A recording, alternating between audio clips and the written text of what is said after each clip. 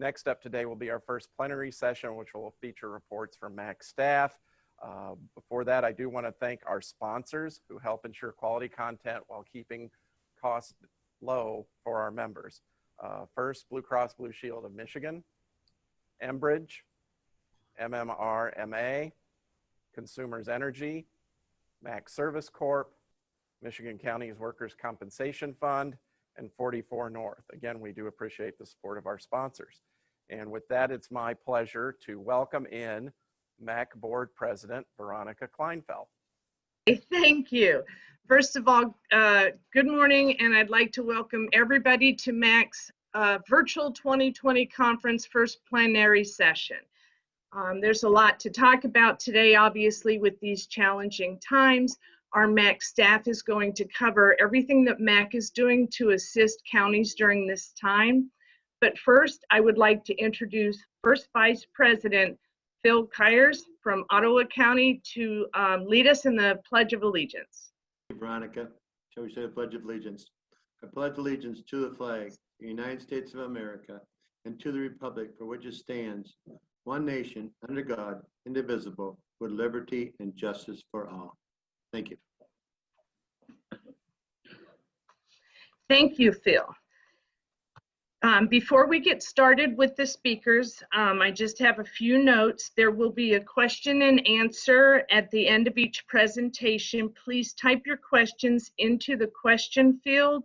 They will be reviewed and then hopefully addressed. This should take about an hour, and this event is being recorded, and the tape will be posted on MAC's website at a future date. So with that, I would like to introduce Steve Currie, our Executive Director here at MAC. Hello, Steve. Good morning, Veronica. Thank you. Thank you, Veronica, and welcome everyone to MAC's first annual virtual conference. We, of course, did a virtual legislative conference earlier this year.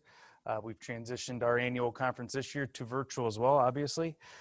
We've beefed it up a little bit, so I hope you appreciate some of the changes that we've made.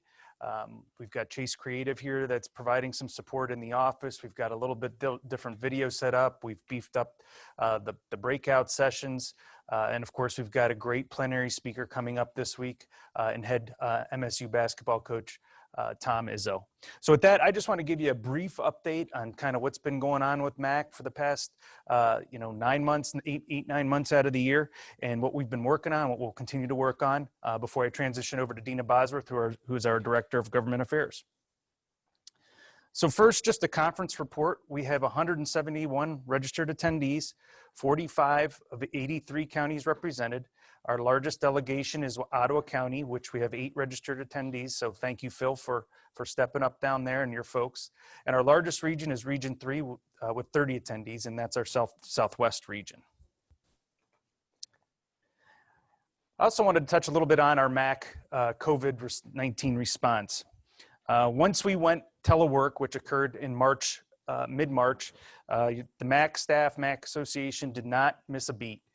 We pivoted very quickly to a virtual environment. All employees worked virtually, and they really did a great job. So, and I appreciate all their hard work. During that time, and since then, we've produced about 77 special email alerts. We've continued with our weekly legislative updates. We've provided a direct line of communication with the governor's office with various questions that we got from across the state. And we are currently on track to receive our dues. We've gotten about over half our dues, which we call fees for service, because we truly believe you are getting a service when you pay your dues. And we are anticipating almost all the counties paying their dues this year. We also provided many legal direction on the many executive orders that the governor did this year through various questions from our counties. We've continued with our MAC board meetings. We've had a couple of virtual MAC board meetings, which have gone very well. We've participated in numerous NACO calls to get a sense of what's going on at the federal level, and we've tried to communicate that as much as possible to you. We're very proud of the MAC staff. I'm very proud of the MAC staff and everything everyone's done. Everyone's really stepped up their game and really providing good service to our members. So normally you would see our MAC staff's faces all around the conference helping you out, doing their best to make sure we're meeting your needs. So I thought it'd be good to just show everyone's picture so you don't forget what our staff looks like, what our staff does. Of course, we have Deena Bosworth, our Director of Government Affairs, Derek Milo, our Director of Communications, Megan Kite, who's our Government Affairs Assistant or Associate, and she handles our Health and Human Services and Judiciary issues. We have Gabriel Zawadzki, who handles our grant programs. You'd think I'd be able to pronounce that after 9 years. Christina Gardner, who handles a lot of our COBRA programs, also just helps out a lot around the office, especially in these times where we're transitioning to a new finance director. We have Peggy Cantu, who helps out a lot with our service corporation programs. And we have Vicki Dozier, who is our administrative assistant. And not pictured here is our newest member of our team, Jamie Pemberton, who is our new finance director. She started just about a month ago and is getting her feet underneath her with all the finance work that needs to be done, especially in this downtime since Yvonne's passing. So just to talk a little bit about some of the focus of our service corporation. There's two areas we've really been focusing on this first half of the year, and that's our salary survey and our CoPro Plus program. We've talked about our CoPro Plus. Actually, we've talked about both these programs over the years, and I want to just provide you an update. On the salary survey, we've partnered with Munetrics to provide a salary survey program, which is first being rolled out with sheriff's deputies. What the intent of this salary survey is to provide comparable numbers across the state. So when you go into negotiations with this group, you have some good numbers available. We understand the normal salary surveys are very expensive. They're much more in depth than we're providing right now, but we're hoping to get to a little bit beefier version. This was just our first swing at it. Currently, we have 19 counties loading contracts into that program. So hopefully, your HR directors, your administrators will help get some of that information loaded, because the program is only as valuable as the data that is loaded. Another program, of course, we've been working on is our CoPro Plus program. The CoPro Plus program is a piggyback program that's been around for about 5 or 6 years. Currently, we have over 80 contracts available. These have all been publicly bid and competitively priced. In 2019, we had about 150 participants, and in 2020, we had about 150 participants. These are members from counties, school districts, cities, villages, townships, community colleges, all that are taking advantage of the pricing in this program. The other component of the CoPro Plus program is staff augmentation. And what does that mean? That means the CoPro Plus program has a team that will come in. This team has over 20 plus years of procurement experience and assist your staff in your procurement process. We're currently doing this in 3 counties and 1 school district. In Wayne County alone, we've saved over $3 million to that program. In Jackson County, we assisted them with an area of agency Meals on Wheels program, which saved them over $100,000 in 2019. So this program is very valuable, and I hope you will look and take advantage of it in the coming year. So that's kind of an update on where things have been. We continue to work through these difficult times. We thank you for all your work you've done in the counties and the support you've provided our staff, information. Many of you have been very helpful in providing us information as we try to gauge some of the questions from the governor's office to us, many questions from you folks to other folks. Our next legislative conference, we are anticipating having in person. That is April 27th through 29th here in Lansing, Michigan. And we do expect to transition to an in-person regional summit in 2021. So with that, I'd be happy to answer any questions. Derek, do we have any questions?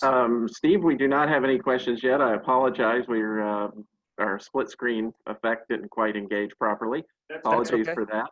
Our question field is open to members. If you do have a question for Steve. Sure. Some snarky comments or something, as typically.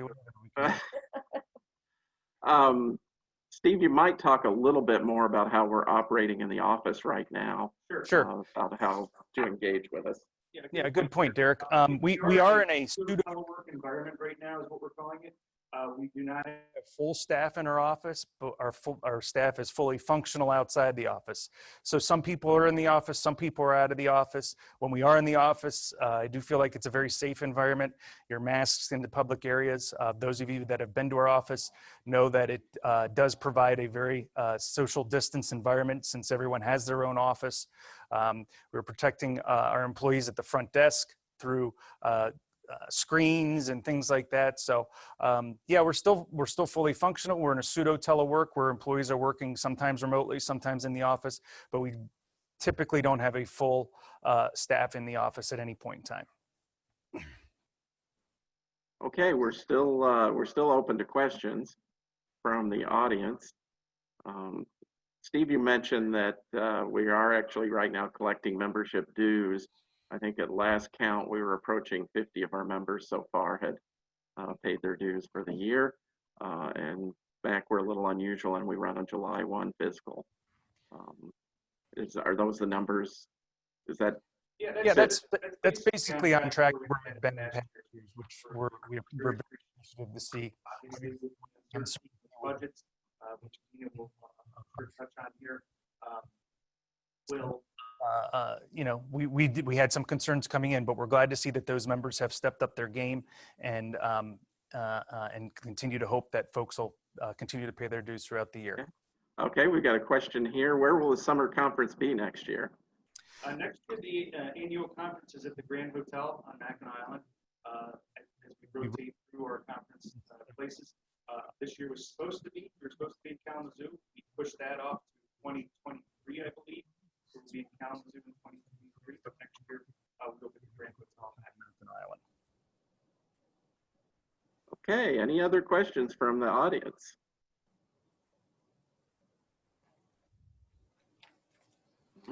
Looks like you covered the field pretty well. Everybody's questions are answered, Steve. All right, great. Thank you again.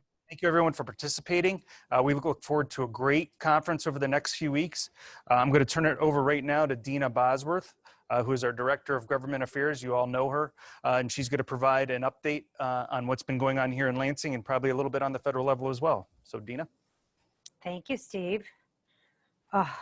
Thank you for everyone who's tuned in and participating in our virtual conference. It's a little odd. I'm missing all of your faces. I'd like to get a little bit of feedback and be able to direct some comments to at least those members who've reached out on a regular basis asking questions. But with that, I will just jump into the legislative update. And first, I'm going to focus on the budget. The fiscal year 20 budget is going to end on September 30th of this year. And, you know, once the pandemic hit and the economy was shut down, the state knew that their revenues were going to be declining. You know, not quite sure what was going to happen. So by the time, you know, summer rolled around, we got CARES Act funding sent to the state. The state was facing about a $2.2 billion budget deficit. That deficit had to be made up in a very short amount of time. There is some flexibility in the CARES Act dollars on what it can be spent on, but it does have to be spent on COVID-related expenses. So it was very difficult to use that money to backfill budgets. Our general fund budget was down, like I said, $2.2 billion, and a lot of those revenues not coming in supported all departments, revenue sharing, you know, corrections, and a lot of different efforts. So the legislature had to go back to the table and figure out what they were going to do and how they were going to make up a $2.2 billion budget deficit in such a short amount of time.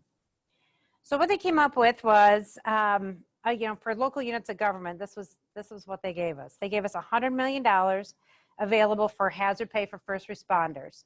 I'm going to cover that in more detail in just a few minutes. $200 million for public safety and public health payroll reimbursement. And then we're going to talk about your August revenue sharing payment and the $150 million that they are sending out to locals for that.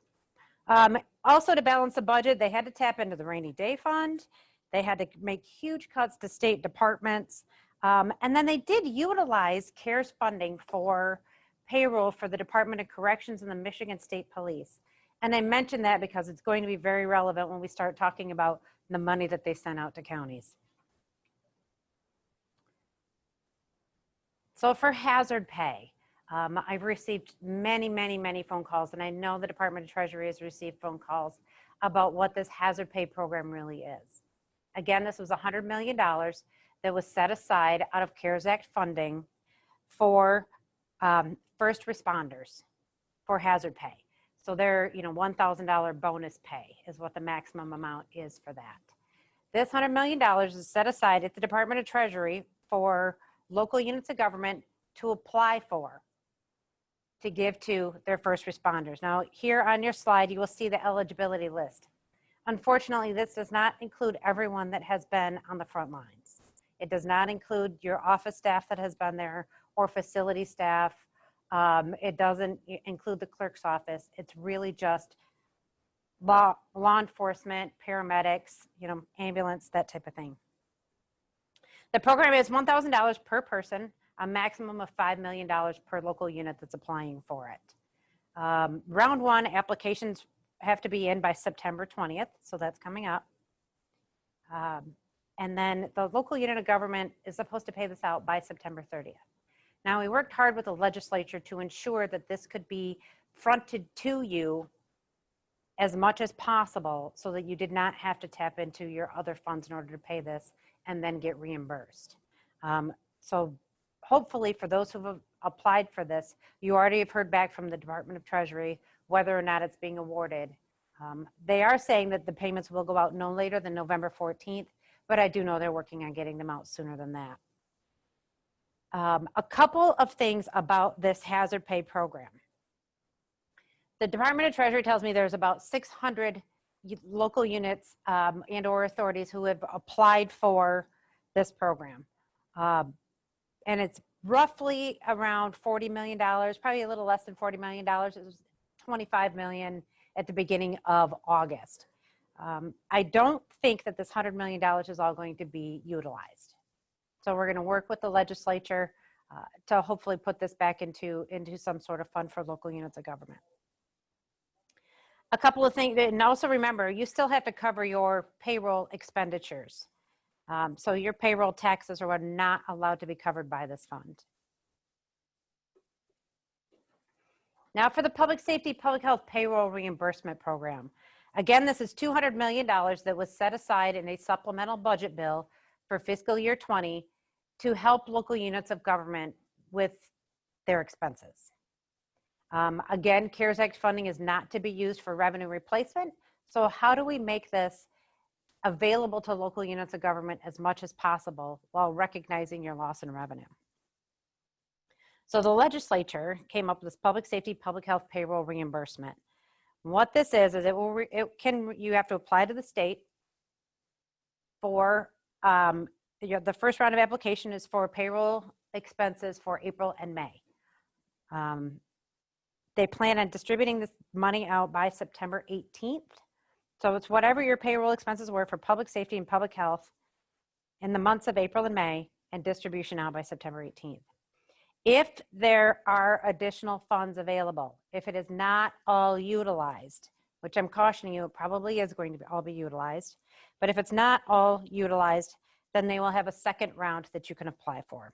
They will announce this sometime this month. They should have an idea on how much of that $200 million has been allocated. So eligible expenses. This is not just the dollar figure of the paycheck that goes out to your employees. This can also include overtime, normal leave, sick leave, fringe benefits. What it cannot cover is the hazard pay program. So you can't get reimbursed for the same thing twice, is basically what they're saying. I'm going to talk a little bit about contracts right now. The legislation was not real clear on what was to happen with contracts. We got some guidance from the Department of Treasury, and then a subsequent supplemental bill provided a little bit more guidance on what you do with authorities or local units that you actually provide police services for. So let's say you're a county that provides, road patrol, not just road patrol, but you get reimbursed from a township for, somebody, 2 cars or whatever it is. If the township is actually paying you for that, you again can't double dip is what they're saying. That money would have to be reimbursed to that local unit that you contract with out of non-federal dollars so that you could apply to be reimbursed for your payroll expenses for that. Again, this was also opened up to authorities. I know there's many fire authorities and different kinds of police authorities out there, district public health departments that are joint endeavors between different counties. Again, you can't double dip, so you have to refund that money before you can actually apply for the program.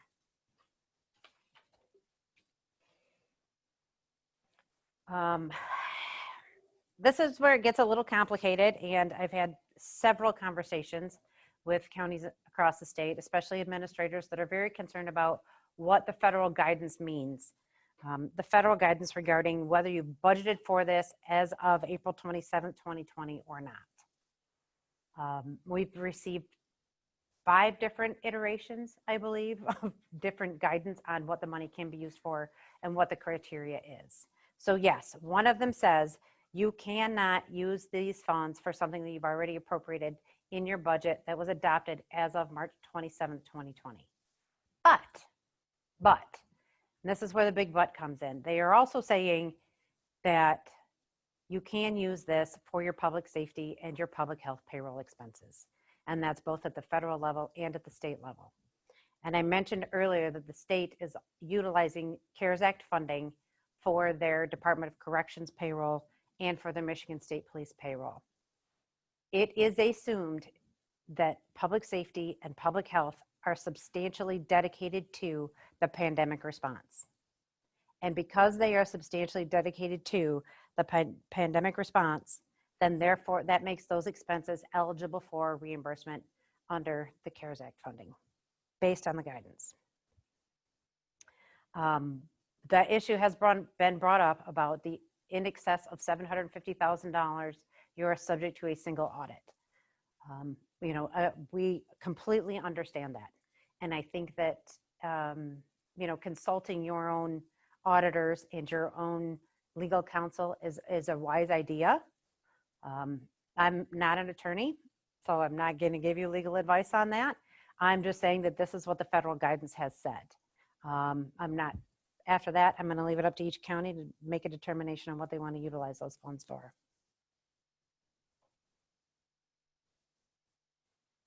Okay, still on fiscal year 20 budget. This is still the fiscal year 2020 budget that ends on September 30th. Counties are not going to receive their August revenue sharing payment. They're not going to get it. That is unrestricted general fund dollars that you get that you're not going to get now. Instead, the legislature acted knowing full well that local revenues are down by allocating additional CARES money out to counties. They're going to replace your August revenue sharing payment by 1.5 times what you were originally going to get. So if you were going to get $100 in August for your August revenue sharing payment, you're going to get approximately $150. That amount of money is supposed to go out automatically, but you do have to certify that you are going to use it for COVID-related pandemic response expenses.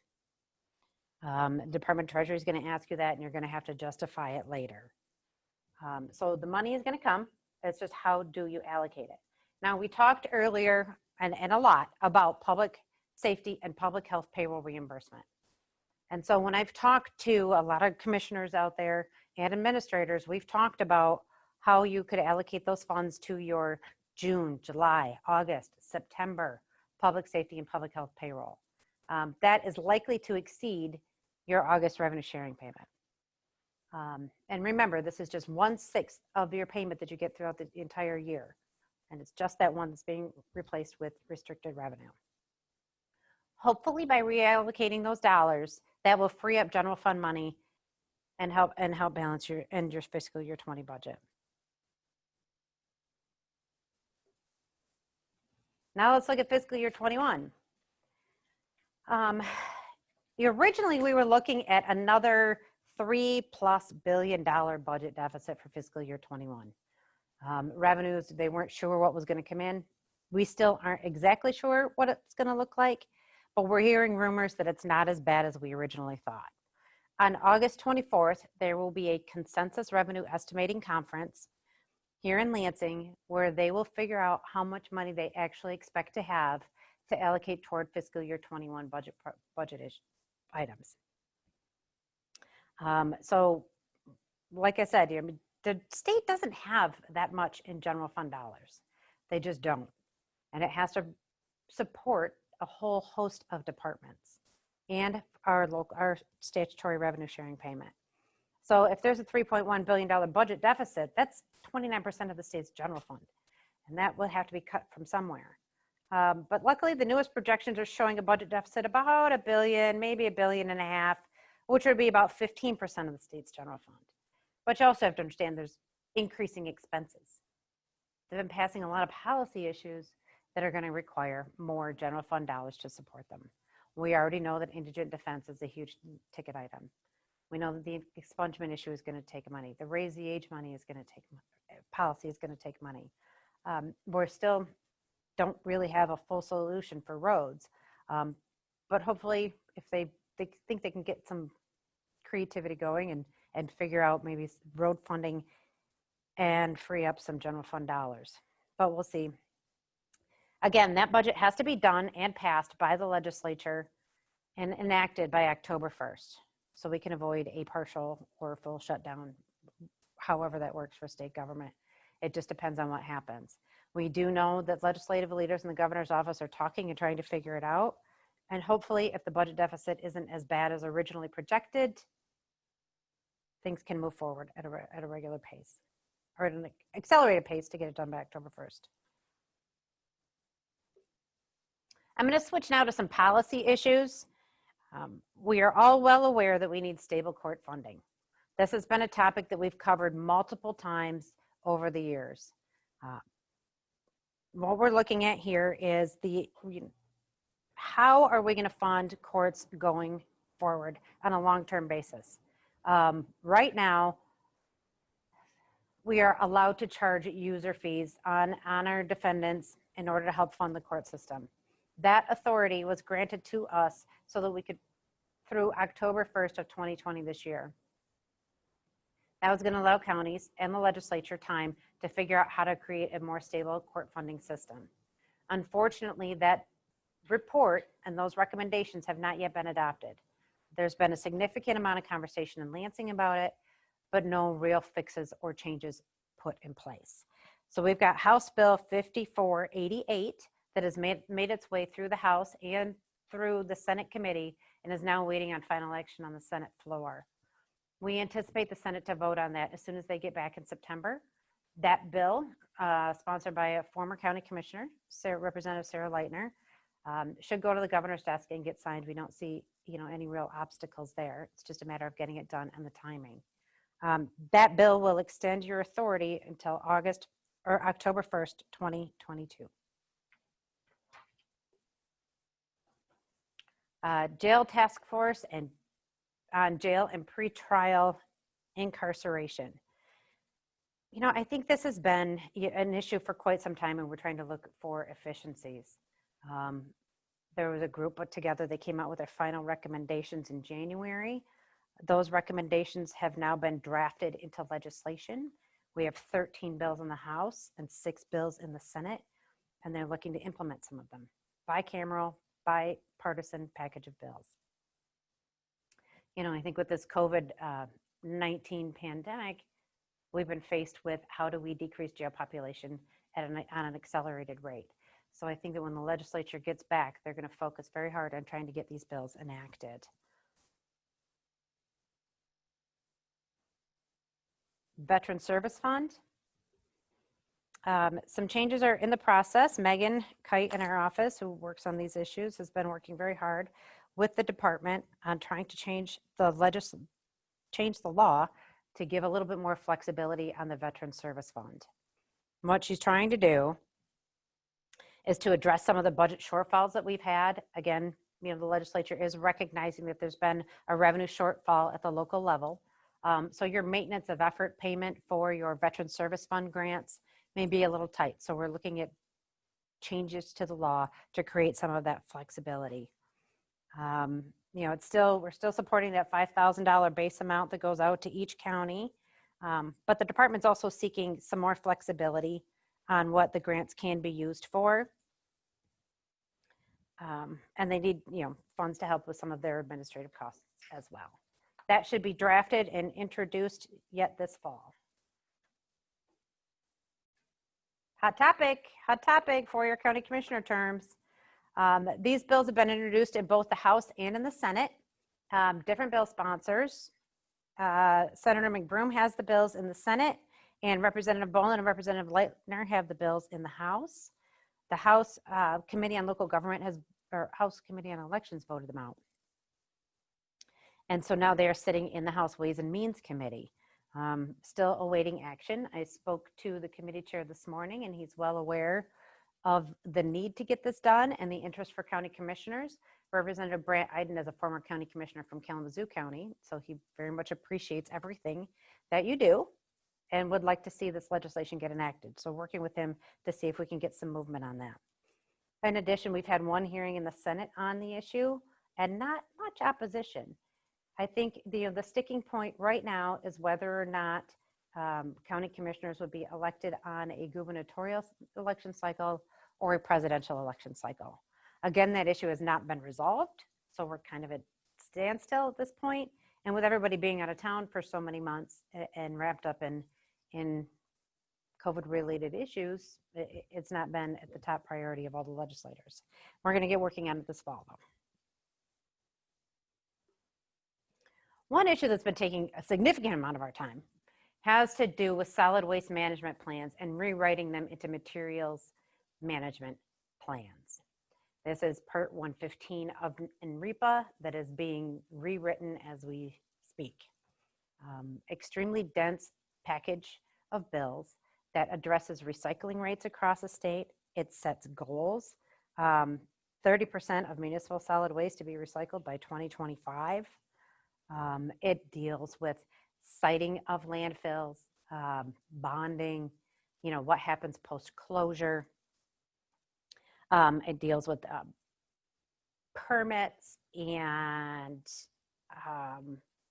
different kinds of regulations. It separates out, recycling from landfills and solid waste, from what happens if you're going to, waste to energy issues, and it runs the gamut. It's increased fees and really kind of brought them up to an inflationary level. This is going to cost more for those local units that have landfills or recycling facilities that they own. Should not, for the most part, there hasn't been a lot of pushback on the increase in fees, just because it helps support the program and it hasn't been updated in a significant while. I think the issue really stems around reaching those recycling goals, the method of going about it, and how much it's going to cost. The industry has their own specific issues on waste haulers and who is required to pick up materials. We're going to deal with how much does it cost for rewriting these materials management plans, actually, trying to meet the recycling goals.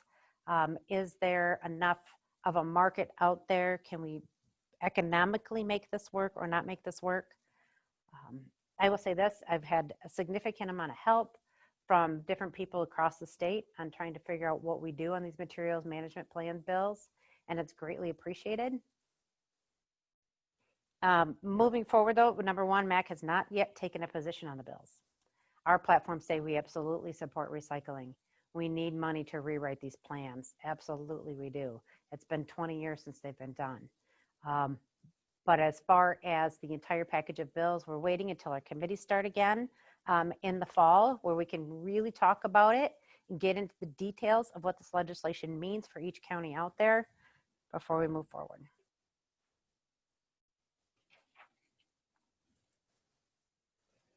Binding arbitration is rearing its ugly head again.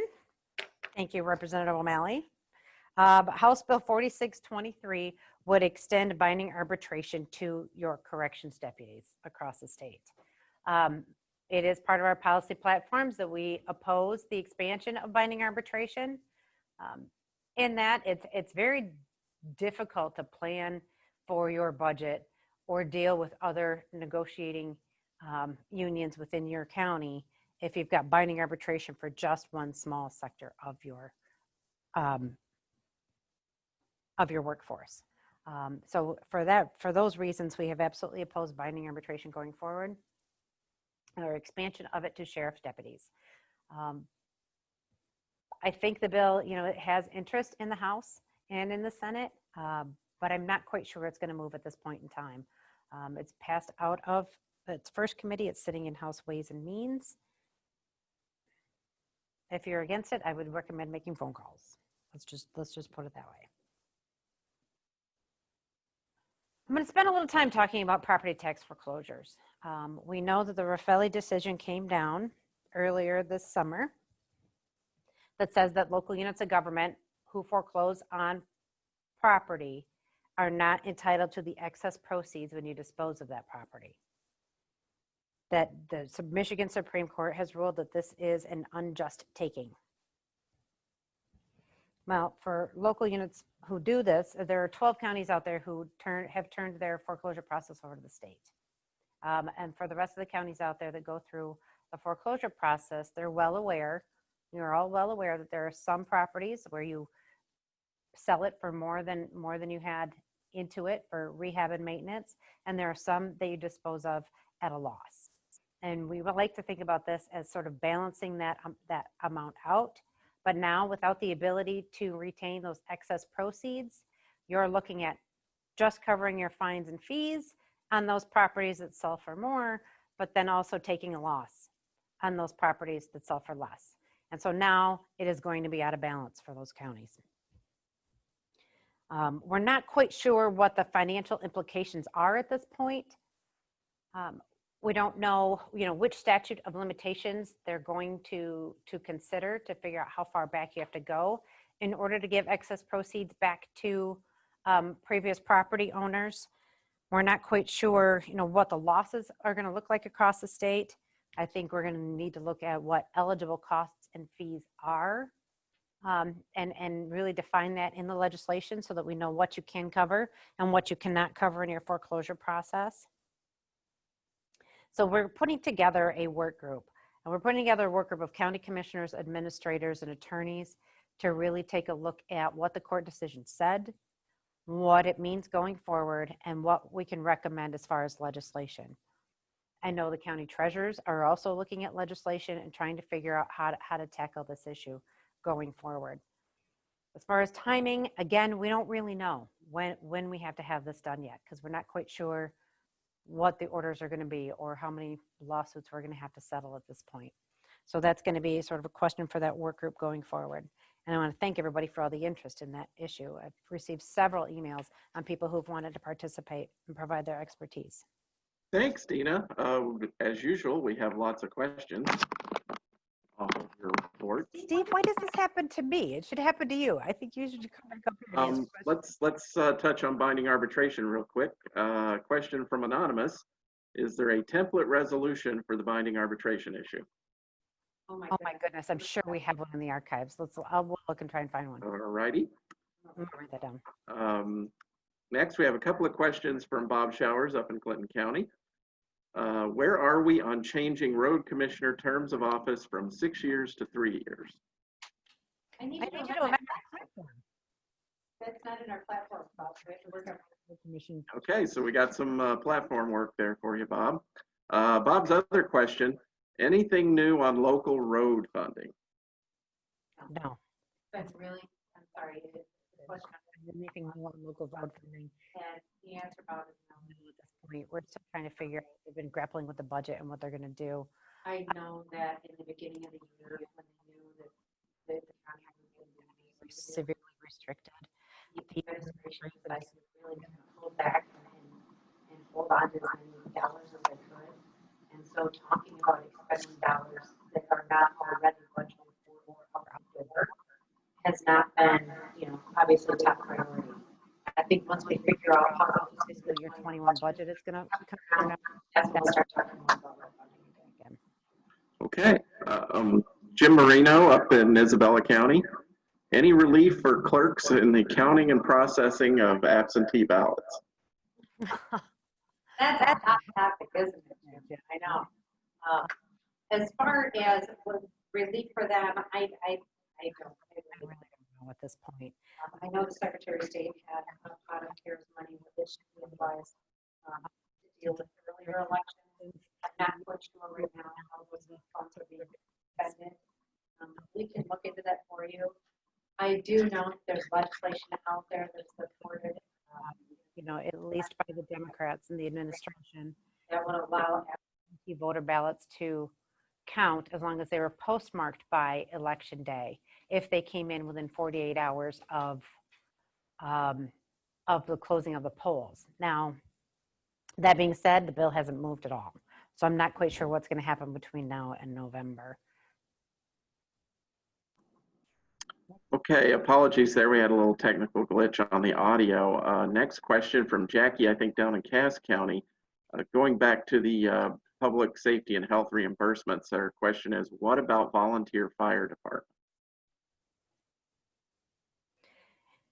From what I understand, and you're going to have to ask the Department of Treasury, and going back into, we don't have, counties don't really deal with fire departments much, so I'm not engaged in that. But as far as volunteer fire departments go, I think that, you know, for those, you can apply for the hazard pay program, but I'm not quite sure about the payroll reimbursement. I mean, if they're volunteer, I don't know. Okay, Melissa Dobb, Wayne County. Will the property tax work group meetings be open to all MAC members to watch? Oh my goodness. I hadn't really thought about that. I don't think we would want all of that information spread out, but if you would like to participate, I would be more than happy to have you participate. I think, you know, a lot of times when we have these work groups, it's really just brainstorming. How do we deal with it? What are some possible solutions? And I know that in previous work groups, even this year when we've been dealing with like the summer property tax deferral legislation, you know, we can come up with great ideas, but until we know what the implications are, we don't really necessarily want to make those public. So Melissa, if you'd like to participate and work through the process with us, we'd be more than happy to have you, but probably won't make those work groups public at this point. Okay, thank you. Any other policy questions for Deena before we start to wrap things up for today's session? Deena, Bob Showers did have one last question that's not policy related. He asked about if your golf game is improving or not this summer.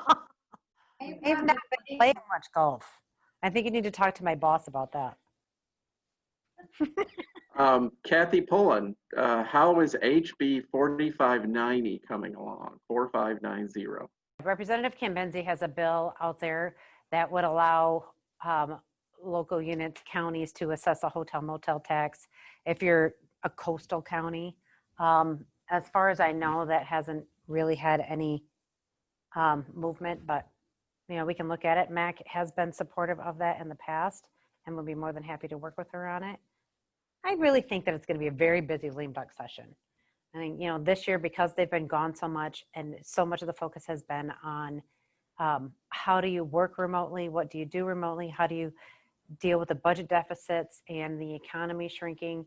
I think that, you know, once we get into full swing in September, and then again, after the election, November, December, it's going to be extremely busy. That's when I think a lot of these bills are going to move. Okay, thank you, Deena. We got through all the questions. Thank you.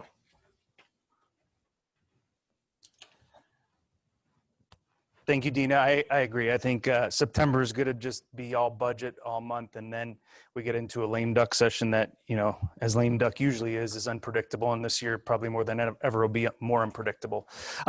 So thank you, Deena, for that presentation. Appreciate the great questions.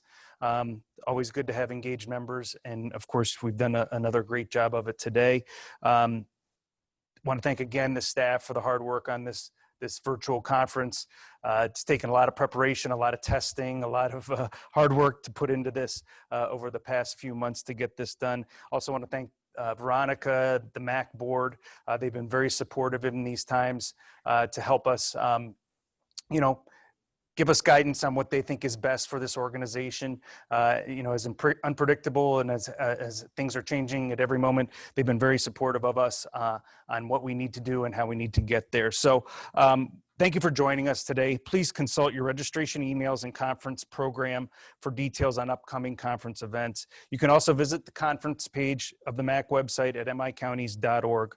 Activity resumes tomorrow at 11 a.m. with a workshop on property tax exemptions.